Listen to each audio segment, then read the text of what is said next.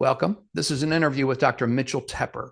Dr. Tepper is a sexologist, a sexuality educator, and coach who works with people with disabilities as well as healthcare professionals, really grasp the full potential of sexual response and expression, whether it's post-injury or illness.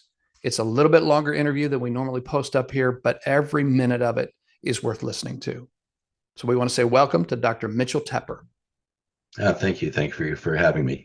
You have such a powerful story. And if you could just share with us 30 plus years ago, what brought you to this place in your journey, the role that you serve. You're there in Georgia, but I want to tell everybody that they can reach you from any other part of the country and get access to you and get the support that you can provide. But what brought you to this place where you are here today?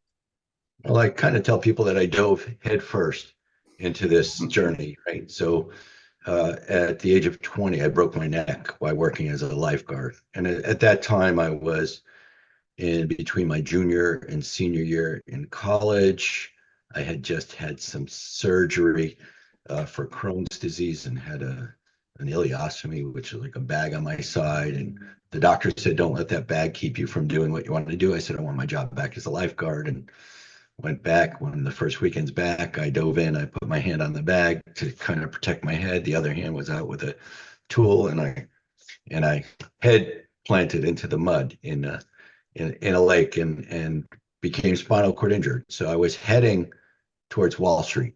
So I had a degree in finance, and so that's what I finished up in school, despite graduating with a summa cum laude 3.98 or whatever GPA. I couldn't get a job. Didn't really accept the fact that that was discrimination until retrospectively. Right. But anyway, I eventually did get a job in a bank, with the help of my mother, who was a teller, giving my resume that was rejected by the bank and saying this is a problem. And so anyway, I started in banking, but that wasn't really fulfilling my desires. And I was spending a lot of time volunteering with the National Spinal Cord Injury Association in Connecticut, which is now called United Spinal.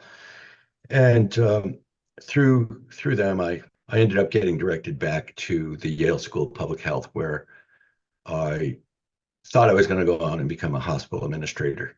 But I got sidetracked, and I ended up doing a thesis on sexual education and counseling in spinal cord injury rehab programs. So I interviewed the first 500 people in our database around the country that were listed as spinal cord injured, not helping professionals or others. Did a survey. This is in 1990. So it was a mail survey. It wasn't nothing online, right? You actually fold things and put them in and send them out with envelopes, and people have to send it back. And I got an incredible response. And less than half of the people received anything around their sexuality when they were in rehab. The other half, only half of them said it met their needs. So very few people were being touched with sexuality education. I'm like, this is what I should be doing. I'm not running a rehab hospital. And so I went on, I got my PhD in human sexuality education.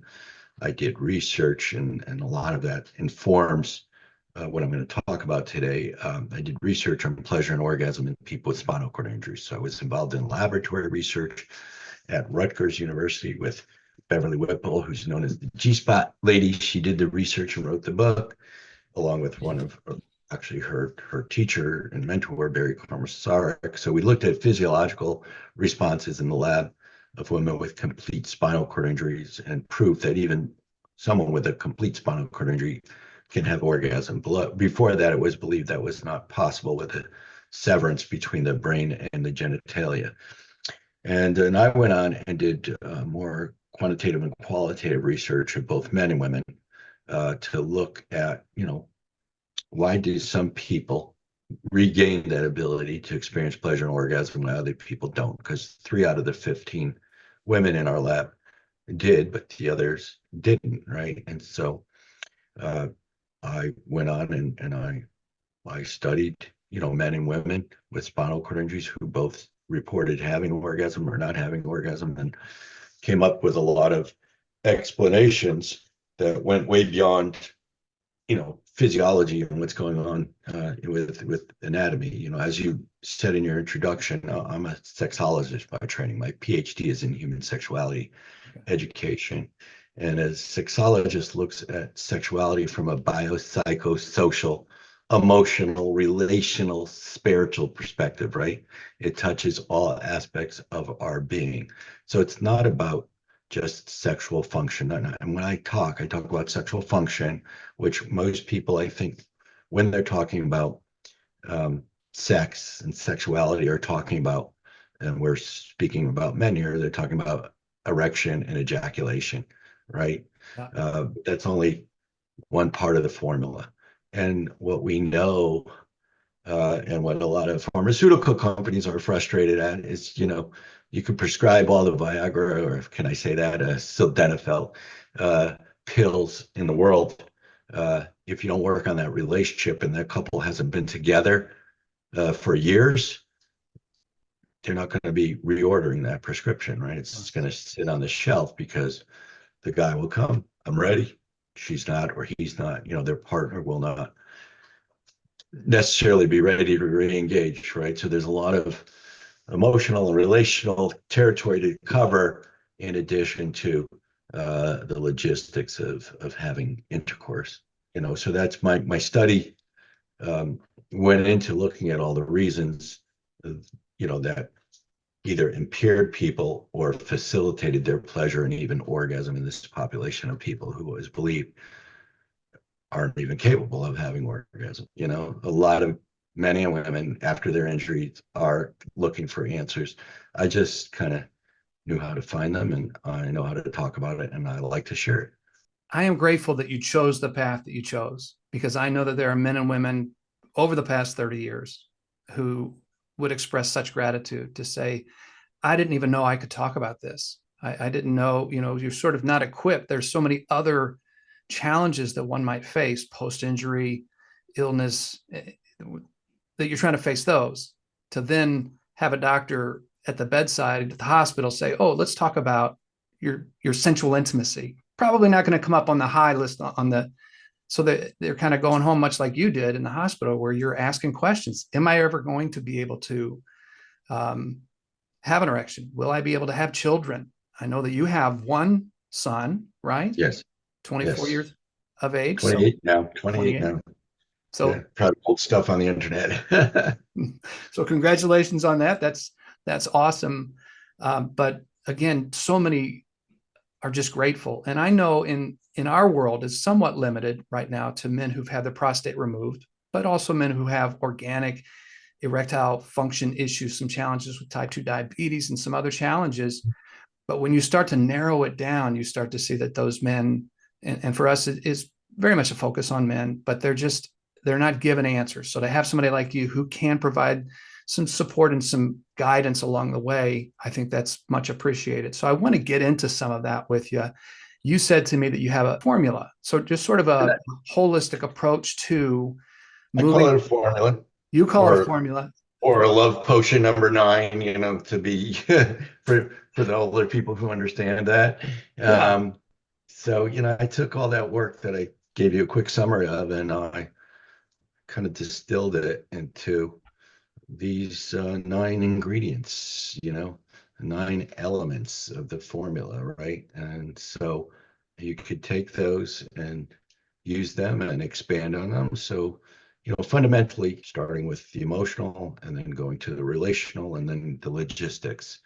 So the VED, or vacuum erection device, would be one of the logistical parts of adjustment, right? But we start first and foremost with the concepts of trust, safety, and connectedness.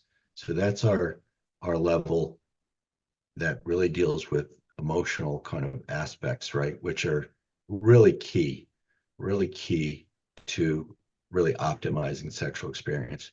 And then we go to what I call stop, focus, and connect, right? And that gets into a more relational piece. And then the third part of the formula goes creativity, adaptability, and a sense of humor, right? So with creativity, we could use our imagination. With adaptability, we use all the skill sets that we bring, as far as for people with disabilities I work with, to our lives as people with disabilities who learn to get along in wheelchairs and and to do things a different way. And that goes the same even when you have a chronic condition. If you have pain, sometimes you have to approach something differently, right? If you have fatigue, sometimes you have to change your routine and maybe have sex earlier in the morning or whatever it is. So, I mean, it goes across, conditions. And then, a sense of humor, right? Because if we take sex too seriously and we work at it too hard, it just, you're just sabotaging yourself, because in order to have really good sex, even though it requires excitement, it also requires relaxation, Yeah. physiologically, to be relaxed. So it's hard to understand that that contradiction between relaxation and high intensity excitement and muscle contractions, but yet Absolutely. they go together, Yeah. because when people, are anxious, and when people are, concerned, and tense, blood doesn't flow, you know, As it should. pleasure doesn't flow. It blocks things. So that's it. It's, and the trust, safety, and connectedness, right? In my research, looking at people with spinal cord injuries, and I found that this is true when I've shared it with other populations, right? So in the beginning, after their injury, for people, it wasn't the same. Tell me about your sexuality after your injury. It's not the same. It's not normal, right? Whether you have a spinal cord injury or work with injured veterans, whether you stood on a landmine and you lost your legs, right? And part of your genitalia, or, whether you're post prostate surgery, right? It's not the same. It's not normal. Whatever, people are always comparing to what was before a diagnosis or an injury, right? And that constant comparison uh, is one of the biggest things that keeps us from moving forward. So one of the keys to finding orgasm and everything after serious injury, like spinal cord injury, was letting go. Letting go of your image of who you were and what you were, and kind of starting over again. And so people said it wasn't the same, wasn't normal. And then, what was your first experience? And most people's first experience was masturbation. And but they said it wasn't the same, it wasn't normal. I wasn't getting anywhere. It didn't feel the same. So it's pointless. Why bother? Right. So whether they had complete loss, or whether they had some loss of sensation but weren't getting as aroused, or could get hard but couldn't ejaculate, it all came to the same thing. It's pointless. Why bother? Yeah. Right. And some people even had experiences with their partners and they didn't turn out well. And they said, my sex life is over. It's pointless. Why bother? So they get stuck here. But I asked everybody, whether they were in the orgasm or no orgasm group, to tell me about your peak sexual experience. And they said it had to be with somebody I trusted. So that, being with someone you trust, and that feeling of safety, and we're talking about mostly emotional safety here. Of course, you want to have physical safety too, but that container of trust and safety, right, led to a sense of connectiveness, right? And with a sense of connectedness, that's where they began to feel their pleasure and even experience orgasm again, sometimes after 8, 10, or 15 years without having these feelings. Yeah. And so it really came down to trust and safety and this feeling of connectedness, giving people the ability to transcend their physical losses and to experience pleasure and even orgasm. And I find, like, even in the context of sexual trauma, right? That context of trust and safety is very important for someone to move on and really be able to let their guard down with the partner, right? Because Yeah. it's about being vulnerable. Sex is about being vulnerable. In order to be vulnerable, you have to let your guard down, right? As you get older, or when you have a serious condition or something you have to reveal about yourself. Maybe you have scars that don't show. A lot of us have, invisible disabilities, right? And so if people, try to hide those things for a long time in relationships, it doesn't work. Sure. So, when you're in a condition where, you need more to reveal, and it's not so simple just to quickie, um, that trust and safety become more important in that context of connectiveness. And with that, whether you're post-prostate or, you're just, hypertensive and you're on medication, diabetic, whatever it may be, right? All of that results in erectile dysfunction. And although I said sex is biopsychosocial, emotional, relational, spiritual, at its core, especially for men, it's our penis, it's our ability to perform, right? So that's put on us, right? So being able to perform with your erection, get it hard and get it in, is still a measure of masculinity. And it's still core to our identity. And so when you lose that ability, then you become insecure. And when you're insecure, then your guard is up. It's harder to trust. You're fear of what are people going to think if I can't get it up, if I can't keep it up, if I can't finish. And I get a lot of that from partners. What do I do if my partner can't finish, right? Yeah. People have sexual scripts. And when you mess with their sexual script, right? Sexual script may be, first base, second base, third home, right? You may touch, fondle, kiss, finger, intercourse, and they're expecting something, or maybe their script is totally different. But if you throw off somebody's script, they get lost. It's very important to deal with this emotional space so that you could feel safe, so that you could feel more connected, and that you could relax and you could just take it not so seriously, right? Like I said, on the logistics, we want to keep a sense of humor. People always tell me I'm so serious, and I'm always talking about sense of humor and stuff. But when I'm talking about what I'm doing, I'm serious. When I'm playing, I have fun. Sure. And but you need to keep it light and keep it experimental. I tell people, just revisit, be curious, start over. Okay, that's good. That's what I was going to ask you is if, when somebody's at that place at the outset, and what I hear you saying is pleasure versus performative. Don't worry so much about the script, what you're going to get done here, just be there. But how do you, in some of the things you just said there about just step back from it.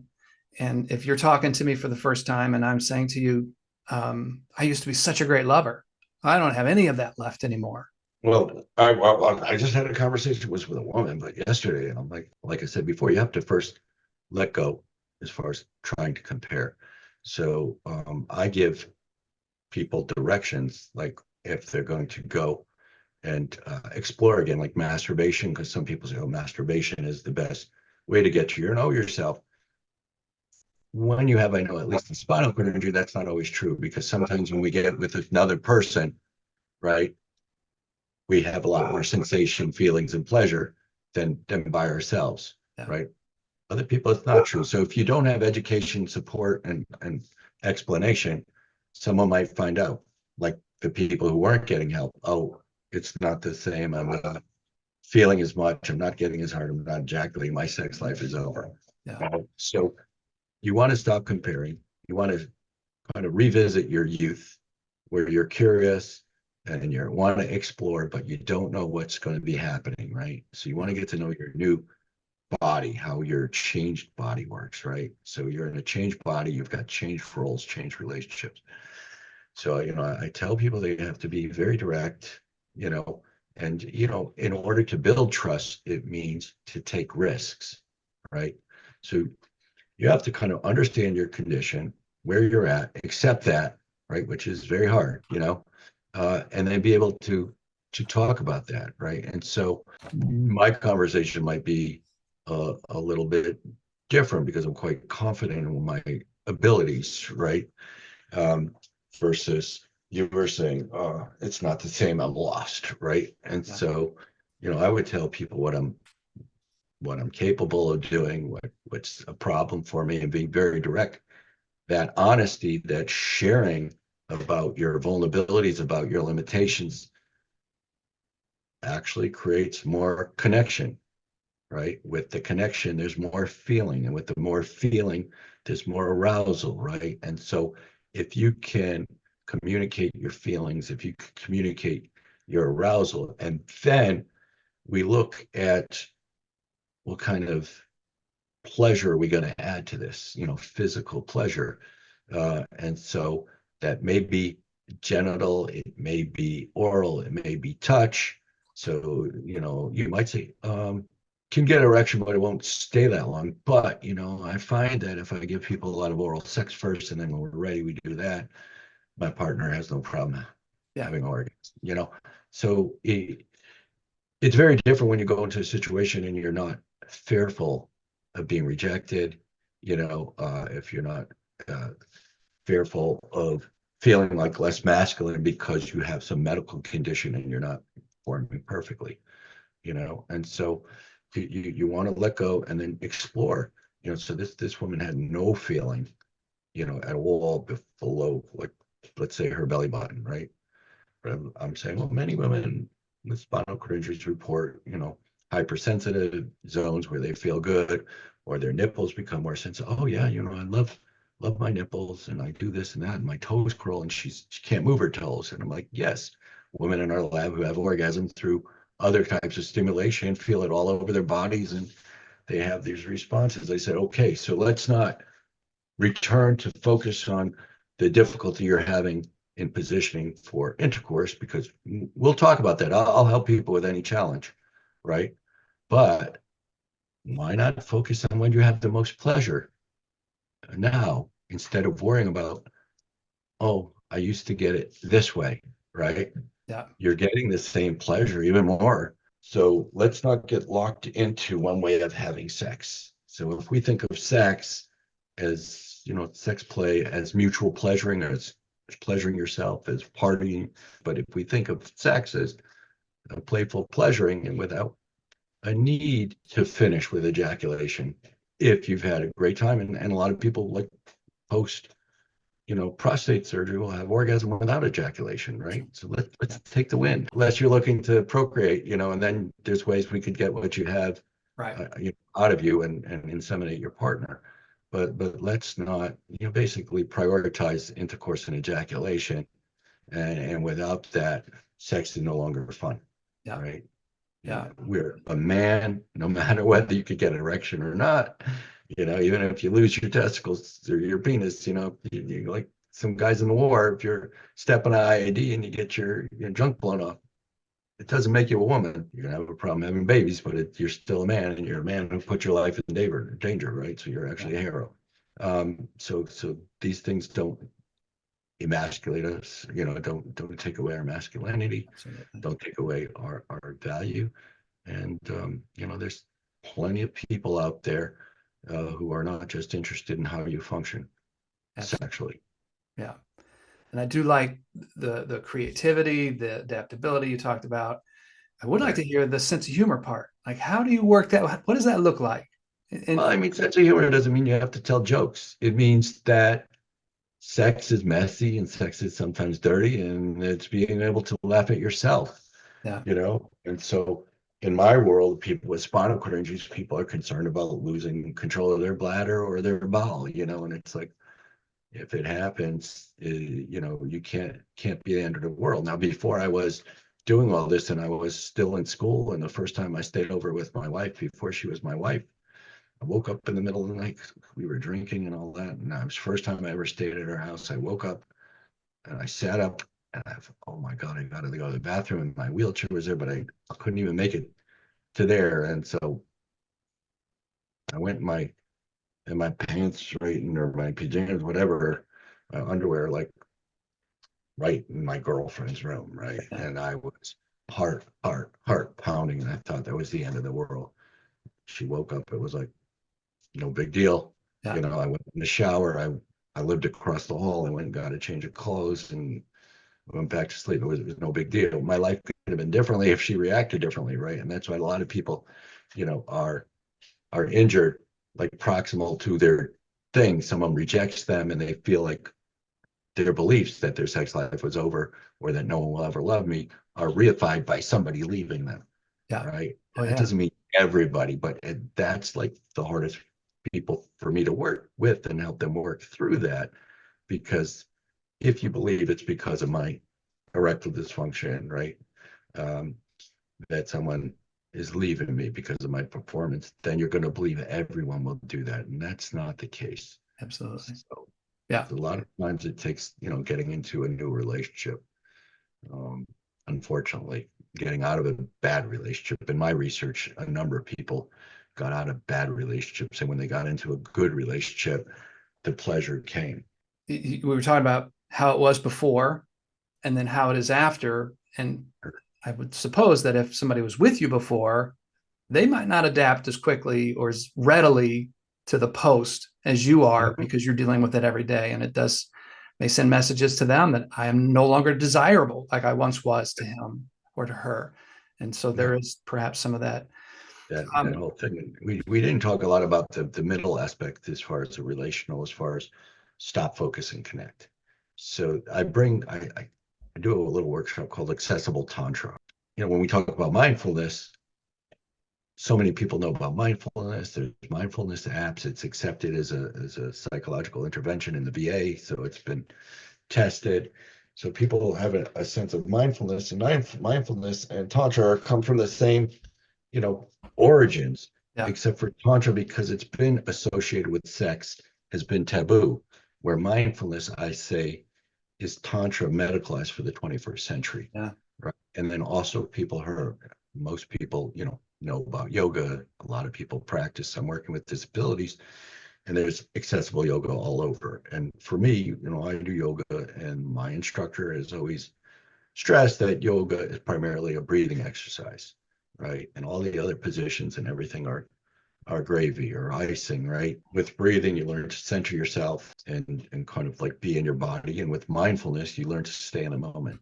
Yeah. So I take the idea of Tantra and I say, if we take mindfulness, and anyone could get a mindfulness app, Yeah. but if you know how to get into a mindful place for sex or for cooking or for exercise, um, so if you get a mindfulness app and then you take a yoga class, you can do that online too, right? You can do that or in person. But if you practice these skills of mindfulness and tantra, and then add the appropriate intention, right? So like a pleasure intention, uh, with the appropriate attention, right? Anything can be orgasmic. And so, we've done research with women with the injuries, and they're able to experience orgasm from stimulation above the level of injury, right? And the same Beverly Winville and Barry Komisarek worked on research on able-bodied women who could think off. They could fantasize to orgasm without touching themselves, right? And so using the right intention and the right attention, anything can be orgasmic, right? So when we talk about clitoral versus vaginal versus G-spot orgasm, or ejaculatory orgasm versus prostate orgasm, and the orgasm has been really the heart of all my research. Those are one way of looking at orgasm based about where it's, I'm going to call it a trigger point, right? So we're defining the orgasm by where we started the stimulation. But really, orgasm is really a brain mediated event. And we've proved it. In these follow up studies of women, we've done fMRI studies of the brain and confirmed that orgasm is happening and all this. So while orgasm can be triggered through different parts of your genitalia or even your anus, right? It could also be done through fantasy alone, through nipple stipulation, through air, neck, really almost anywhere. So if you just focus with the right intention on one spot and stimulate that, that could actually be orgasmic. You could learn to take that in and your body respond, energetically and Yeah. orgasmically. Maybe not necessarily with ejaculation or an erection, depending on your physiology and how it works, but you certainly could result in an orgasm. People have described their responses as ecstasy, as bliss, you know. And so with stopping, which is all about slowing down, so slowing down any negative chatter in your brain, right? Okay, I'm just going to not worry about whether I stay hard. I'm not going to worry about whether I come. I'm just going to enjoy this experience, right? So stop the chatter in your brain, slow down your actions because most people just move too fast.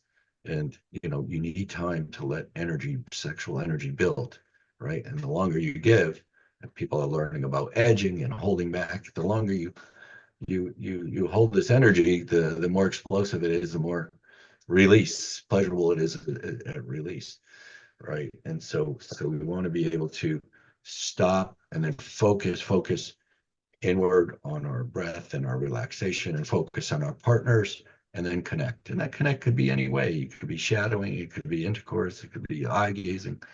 It's just about connection.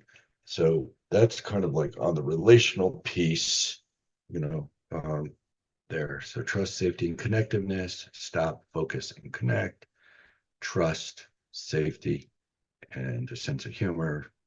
And, like I said, and the good thing about having lots of ingredients, you could substitute some if one is gone. Yeah. I do the same thing about systems that contribute to sexual function, response, and expression, right?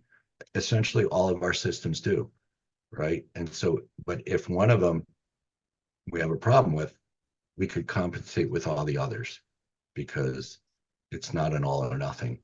Our sex lives are not totally tied to the functioning of our penis. And so, thank God we have different ways. I always tell people, if you want an erection, that's one of the simplest things we could take care of for you, right? Relatively to everything else I deal with, the emotional and the relational, Yeah. right? So if a pill works for you, you could take a pill, right? If you get a reflex erection, you could put a ring on it, a constriction device, right? You Yeah. could uh, put a suppository, in your penis to get medicine. You could do an injection of medication, or the vacuum erection device, which is really the least intrusive. You're not injecting anything, or obviously surgery. You could get an implant, and vacuum devices tend to work for people that pills don't work for. Yeah. They work for people that pills and do work for. But I mean, when you're a urologist and you're looking at penises and erections, you're basically looking at blood flow. How do we get blood in there and how do we keep it in there? Right. So pills create changes that allow blood to flow and stay, and rings trap it in, and medicine does the same thing, and medicine delivered through the urethra does the same Yeah. thing, right? So a Inject. vacuum brings blood in, and you put a ring on it, and it stays there. Yeah. And so it's reliable.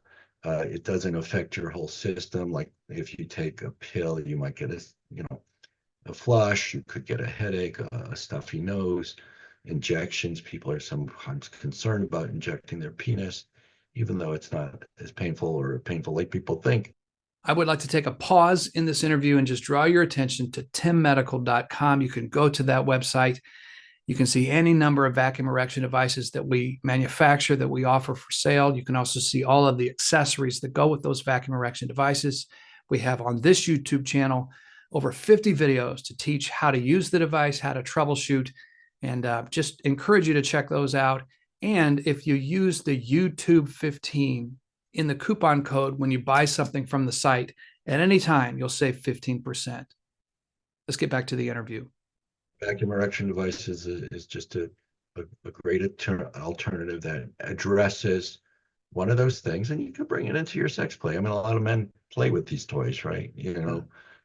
By themselves after a prostate surgery, right? So you could use your device every day, whether you're having sex or not. Yeah, I agree with you, and I do understand, in terms of the big picture, and this is where I started with, and probably where we'll kind of close things out, the holistic approach, and yours is sort of wrought with many opportunities to dig deeper into a lot of things. I heard what you said about trust, safety, connectedness, stop, focus, connect, creativity, adaptability, and sense of humor.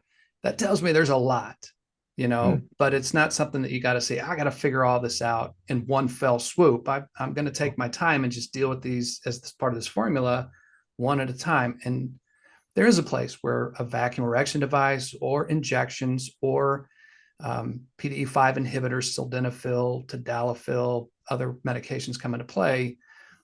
But what I feel you saying is, don't go into this trying to figure that out first. Let's get this other stuff kind of brought to the surface, and let's work Sure. through this. And then when that creativity comes into play, and that's for the particular men that you work with, but the same is probably true for the post radical Well, prostatectomy guys. the only thing I would correct you on is someone comes to me with ED or wants to ejaculate. I help them with that sometimes first before dealing with all the others, because sometimes people want the security to know at least I could get it out, or All right, all right. I could function in that. So that's like an anchor. So we know that. All right. So let's say, hey, if you want to be successful, if you want to maximize your pleasure, if you want to, sex to be a source of pleasure and not pain in your life, let's deal with these other Yeah, things that too. was a huge correction, and I appreciate that because No, it's the way I laid it out, but it's, no, and you you were talking back to me. I take care of where people are. I meet them where they are. I try to solve their most urgent issue. you did say that at the outset where you said if a guy doesn't know if he can get an erection, that is sort of paramount on his mind. So if Yeah, a man comes and you sense that's the primary thing first, we'll get the other right. stuff figured out later. All right, so that's You awesome. just don't want it. What the problem is, a doctor will send them home with a pill or an injection or a thing with no follow-up. And so they don't realize that that guy went home and he was embarrassed because of whatever, had a bad experience. And no one told him about all these other things that he has to consider. Yeah, And so it goes on the shelf and the relationship dies as far as the sexual relationship. That's where the problem is. As long as people know that, hey, this is going to help you do this, but it's not going to help you with all your relationship problems and emotional problems. And it could help you, use this and pleasure yourself, pleasure your partner. well, I appreciate your time. um, I feel like I think I said in my mind we could talk 6 hours and just scratch the surface. And so my intent with this video really was to draw attention to you and the work that you're doing. Thank So you. just so I get this right, the website is drmitchelltepper.com. I'm going to link to that in the description. You've written a book called Regain the Feeling, Secrets to Sexual Self-Discovery. I'm going to link to that as well. And if they go to your website, they can get to the book. Also, one last thing, my documentary, which is called Love After War, Saving Love, Saving Lives, which is a new documentary about injured veterans and their romantic partners who are winning the battle for love. It will air on PBS coming November 2nd. Right now, it's being picked up in various markets. But if it's not in somebody's market, they could, contact their PBS and ask about it being played. I'd appreciate that. But it will also be available on their app. So anyone could watch it on the PBS app. PBS app. Okay. Love After November. War. That's Love After War. They search Love After War and, um, after November 2nd in their PBS market, and they should be able to watch it at least on the app, and encouraging people in different markets to ask their local stations to play it, so loveafterwar.org. I think is if you want to see yeah, the trailer for it, trailer, yeah. some background on it. So, Right. well, listen, I appreciate the time. I hope maybe down the road we can connect with you again, kind of follow up on some stuff and dig a little deeper in some of these things. And, if you could offer any word of encouragement to any man out there, summarize that for them right now, what would you say to a man who's dealing with some of the challenges that your men face? That pleasure is possible, for anybody, and that a condition, whether it be a medical condition or an injury, doesn't have to ruin your sex life.